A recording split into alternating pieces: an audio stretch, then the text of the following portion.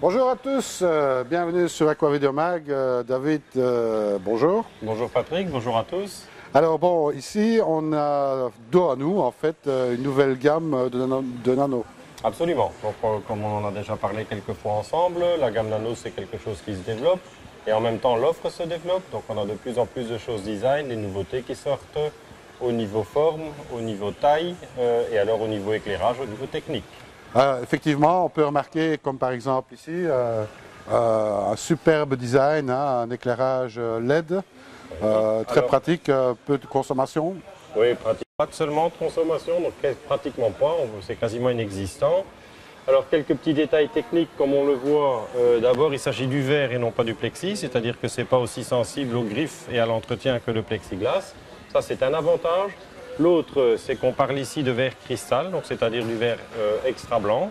Ça c'est un deuxième avantage.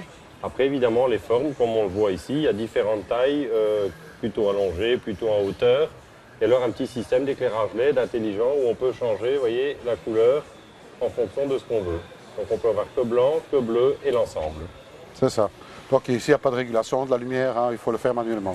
Ça c'est manuel, absolument. Ça c'est manuel. Oui, tout à fait. Bon, il y a différents types d'éclairage, hein, ou bien des éclairages plus simples. Oui, là c'est de retour un petit spot, toujours LED, mais même principe. Hein. Donc là à l'arrière, il y a un petit interrupteur qui permet de faire pareil, blanc, bleu ou blanc et bleu. On parle de contenance de vingtaine de litres. Je dirais les plus petits modèles, ça part de quelques litres jusqu'à 15-20 litres pour les plus grands. Et généralement, ils existent en couleur blanche ou en couleur noire. En couleur blanche, couleur noire. Oui. Des possibilités de support. Oui, donc là, on a des supports qui sont faits en fait en verre laqué. Là aussi, pareil, blanc ou noir. Et alors, il y a d'autres possibilités, des petits meubles en mélaminé avec porte. Ici, c'est sans porte, mais pour les gens qui souhaitent un petit système avec porte, on en a également. Donc il y a une offre qui est quand même relativement complète. Donc ça on avait vu avec l'Aquamedic, hein, le premier reportage qu'on avait fait ensemble. Ça c'est la gamme Aquamedic, elle était vraiment ciblée eau de mer et étudiée pour ça. Ici on est plutôt sur des modèles eau douce, soit de petits poissons, soit de crustacés qui sont fort tendance pour le moment et pour lesquels ce genre de petits volumes sont tout à fait adaptés. Alors les crustacés, puisqu'on en parle, parlons-en justement. Oui, oui. On a quand même une gamme... je ne vais pas dire extrêmement étendue, mais il y a quand même quelques variétés. On peut dire ça. Il y a maintenant une offre qui est très très large. Là aussi, le marché s'étant développé, l'offre a continué de se développer et de par des sélections, des recherches aussi. Il y a de plus en plus de variétés qui sont découvertes dans le milieu naturel et ensuite évidemment qui sont reproduites. Donc la plupart des crustacés que nous avons sont des crustacés d'élevage, mais il y a énormément de belles variétés maintenant, des choses qui sont extrêmement colorées et de maintenance très très facile. Alors, ce sont des toutes petites bêtes, hein, on va dire. Ah oui, là, on parle pour les plus petites variétés, elles sont adultes à 1 cm, voire 1,5 cm. Donc, ça reste des petites variétés. D'où l'intérêt de les placer dans des petits volumes. Bien sûr. Alors, bon, ce genre de petits crustacés, c'est facile à expédier? Alors, c'est facile à expédier. Ça craint les écarts de température très importants. Donc, quelquefois, il arrive pendant quelques semaines en hiver où on ne peut pas les expédier quand il fait trop froid pendant la nuit, évidemment, puisque l'essentiel du transport se fait pendant la nuit, mais sinon, pour le reste de l'année, sans souci. Alors, justement, puisqu'on parle de température, on parle de quelle température pour la maintenance? Alors, selon les variétés, il y a deux groupes. Il y a tout ce qui est en fait, qu'on dirait plutôt certaines variétés de Caridina, qui ne demandent même pas de chauffage, à température ambiante, 20-22 degrés, ça se passe très très bien. Et après, on a les variétés qui sont plutôt d'origine indonésienne, qui aiment bien une eau un peu plus chaude. Là, on parle de 26-27 degrés.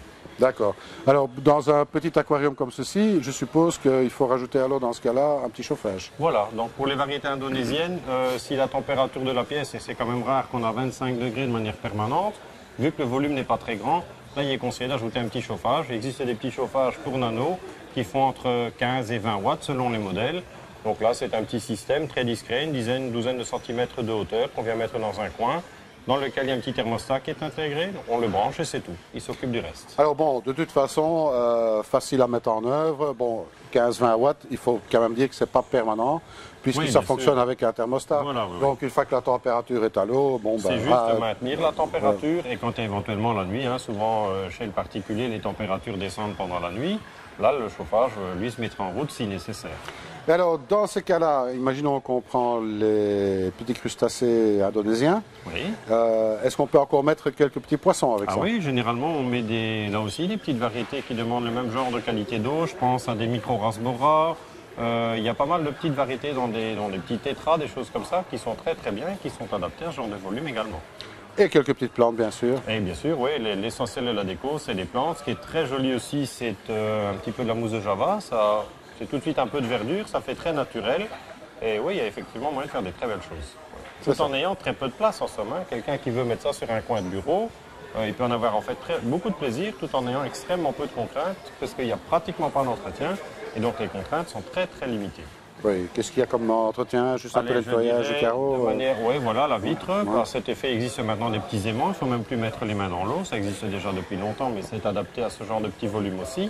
Ça, c'est une chose. Et alors, le deuxième entretien sont des petits changements d'eau réguliers. Là, on a tendance à dire, allez, une dizaine de pourcents du volume d'eau par mois, ce qui représente quelques litres, quoi. Donc, c'est l'histoire de, allez, en étant large, peut-être un quart d'heure par mois. Au-delà, pas au-delà. Bien, donc on peut se faire plaisir. Bon, les prix sont relativement, sont très accessibles, on va dire. Quand on parle des crustacés, il y a de tous les prix. Je dirais ça démarre en moyenne aux alentours de 2 € pour les variétés les plus courantes. Il y en a pas mal. Et après, c'est comme dans tout, il y a moyen de se faire plaisir en prenant des variétés plus rares et plus spécifiques. Là, évidemment, il y a un peu de tous les prix. Ben voilà, je pense qu'on a fait le tour de la question. Bon, il suffit de venir voir un petit peu sur le shop les différents modèles qui sont proposés. Oui, il y a une gamme qui est très étendue et en principe qui devrait répondre un petit peu à tous les goûts au niveau esthétique pour pouvoir intégrer ça un petit peu dans n'importe quel style d'habitation. Et on peut de toute façon se procurer tout ça par VPC. Tout à fait, donc les gens vont pouvoir avoir un bon aperçu de cela sur notre site également. D'accord. Eh bien, je te remercie, David. Merci à toi. Et puis, comme je dis toujours, restez attentifs, restez avec nous et aquatiquement vôtre. À bientôt.